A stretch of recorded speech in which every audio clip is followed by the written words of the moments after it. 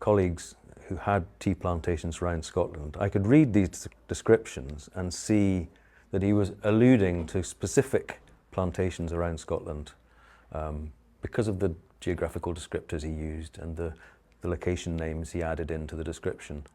But I also knew that none of these plantations had actually produced any tea by this point, and that made it extremely suspicious.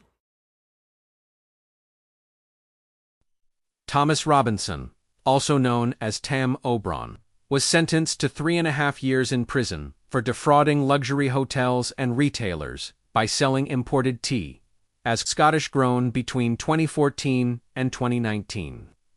He ran a £550,000 scam under the name The Wee Tea Plantation, falsely claiming his teas were grown on farms in Perthshire and Dumfries and Galloway. In reality, the tea was sourced from a wholesaler in Oxford and sold at inflated prices. Robinson supplied high-profile clients, such as Edinburgh's Balmoral Hotel and London's Dorchester Hotel, with teas branded as Highland Green, Silver Needles, and Scottish Antlers tea. His deception was uncovered when genuine tea growers noticed these brands did not exist and alerted authorities. Richard Ross, who bought plants from Robinson in 2015, grew suspicious after his crop failed and began investigating, confirming that Robinson had taken names from legitimate plantations without their involvement. Investigations by Perth and Kinross Council and Food Standards Scotland revealed that the volume of tea Robinson claimed to produce was impossible, and the plants he sold could not be cultivated in the quantities he stated.